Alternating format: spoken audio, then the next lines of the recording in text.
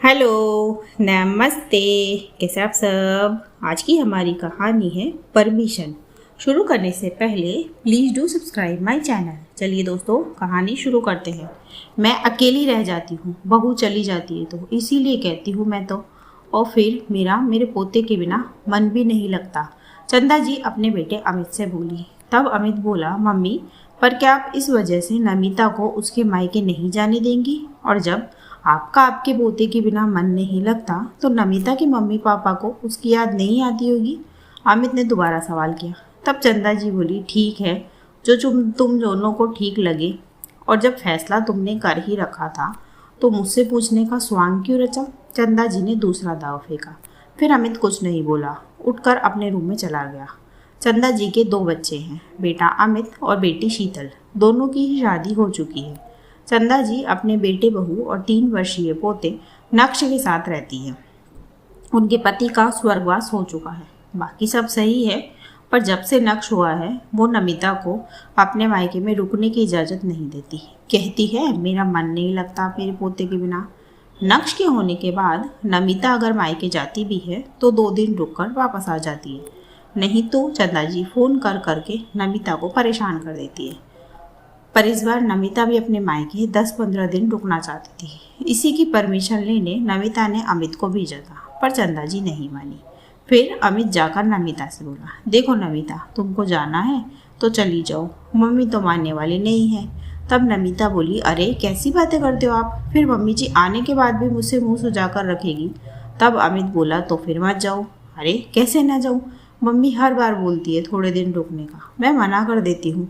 अब की बार भी ना गई तो मम्मी नाराज़ हो जाएगी। और सही भी है, उनका भी मन करता होगा अपने नाती के साथ समय बिताने का। नमिता एक सांस में ही सारी बात कह गई। फिर अमित बोला, एग्जैक्टली, तो अब ये तय तुमको करना है कि तुमको किसका नाराज़ होना चलेगा। और मेरी बात मानो तो हो आओ। देखो, जहाँ तक मेरी मम्मी की बात है, उनकी तो ये आदत है, वो अपनी जायज़ नाजायज़ हर बात ऐसे ही मनवाती है। पहले तो मैं और दीदी भी उनकी बातें मान लेते थे, पर जब से समझ आई है हमने उनको मनाना छोड़ दिया है। तो अब वो हम पर तो ये ट्रिक नहीं आजमाती। तुम भी 1-2 बार नहीं सुनोगी तो वो तुम पर भी नहीं आजमाएंगी। बाकी तुम जानो। बोलकर रमेश सो गया और नमिता सोच में पड़ गई कि क्या किया जाए। फिर उसे एक तरकीब सूझी और वो भी सो गई। सुबह जब अमित और चंदा जी नाश्ता कर रहे थे तब नमिता अमित से बोली, सुनिए, मेरी टिकट करवा दीजिए, मैं कल मेरे मायके के लिए निकल जाऊँगी। अमित कुछ बोलता उससे पहले ही चंदा जी बोली, हाँ हाँ बेटा, ठीक है, मुझ विधवा का क्या है, तुम्हारे जाने के बाद अकेली रह लूँगी, मेरी किसको पड़ी है, बहू तुम तो अपना घूमो फिरो।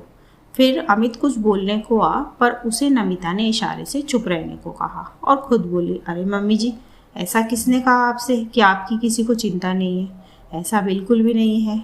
आप नक्श के बिना नहीं रहती, ये भी मुझे पता है, इसीलिए आप मुझे जाने से मना करती है।